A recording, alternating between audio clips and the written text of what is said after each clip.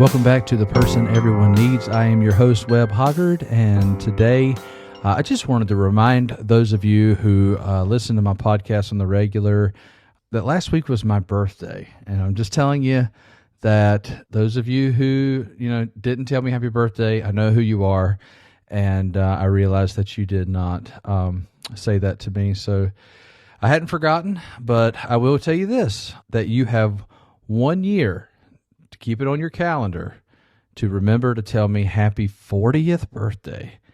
I am less than a year away from the big 40.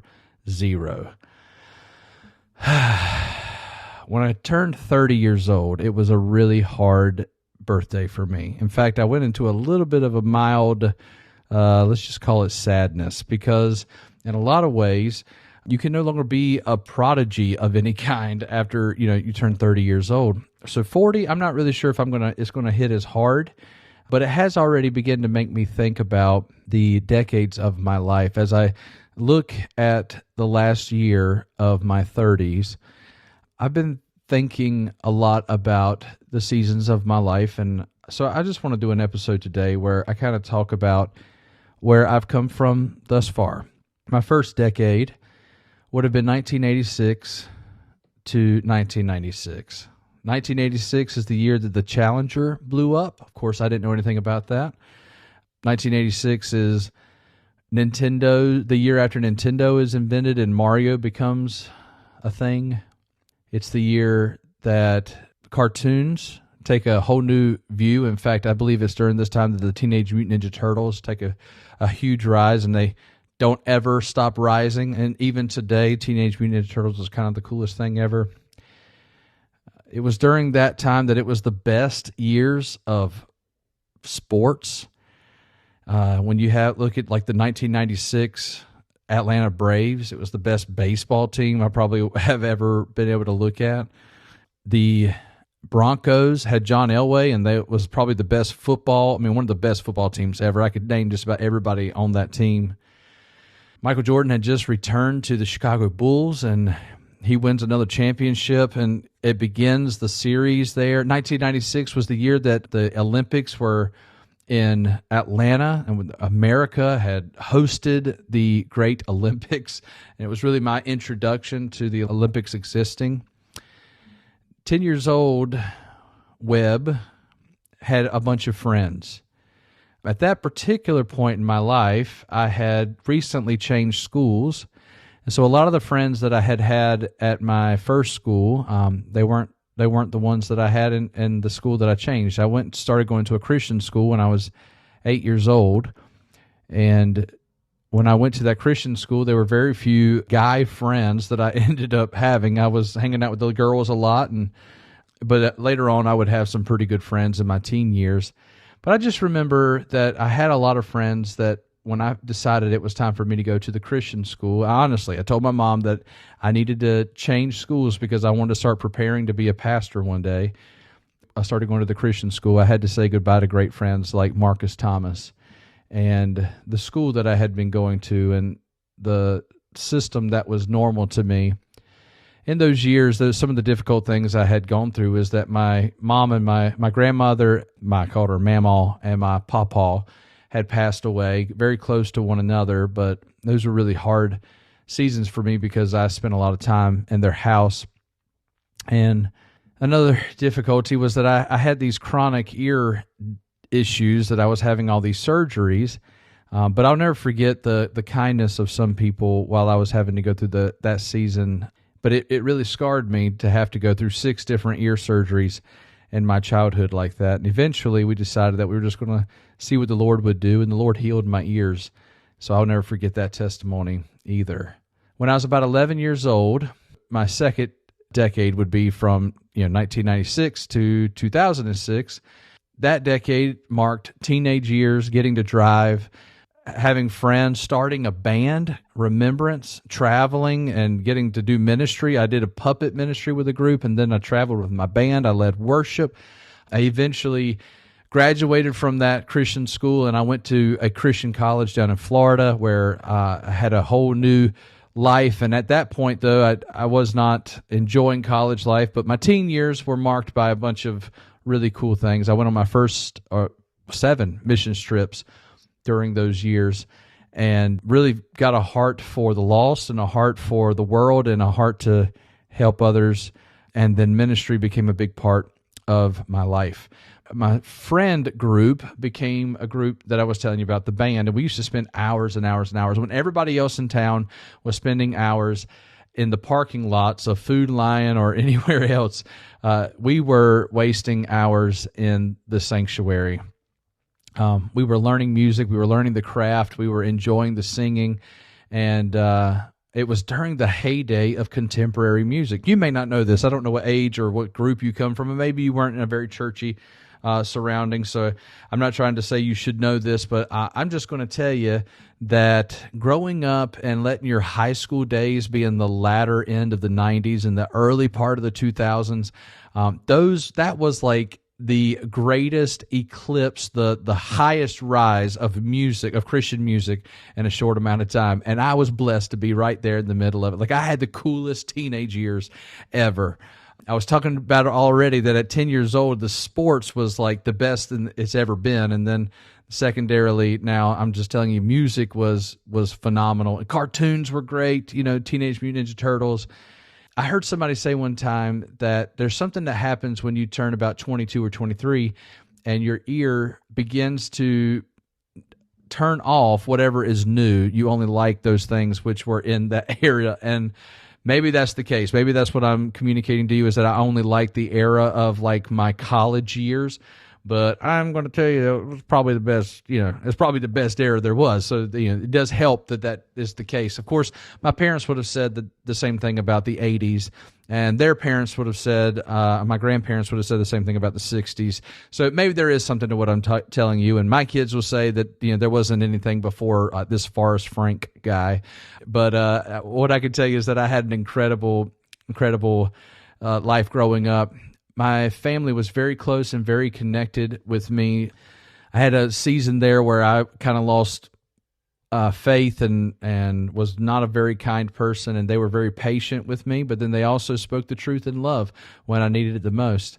And that's a defining moment that I have in my life. My last year in high school, my dad kind of woke me up, and I'm very grateful for that. Also, when I was turning 18 and I had to go to college, my mom stood in the gap and told me I needed to go. I had a couple of people in my life that spoke to me that everybody where I lived had decided who I was, and I needed to go find who I really was. I had no idea that I'd ever come back home, but I've been blessed to come back home and to be investing in my own backyard. I'm thoroughly overjoyed with my teen years, but then when I turned 20, my 20 to 30 years, I want to call those my Joseph years. I knew that leaving college, I was kind of a big deal. I was the homecoming king of this big old university. I was the senior class president. I was engaged I was dating a girl as I was leaving, and I knew it was kind of a big deal. Dr. Rutland knew my name, and, I was in pretty good connection with him.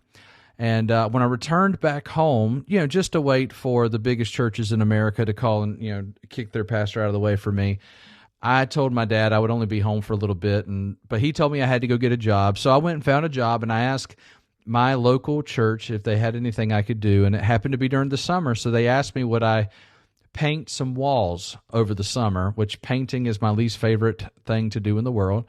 But yes, I painted walls the year after I graduated from the university with my pastoral degree. I painted walls, and then the calls never came. It was during the economic destruction of 2008.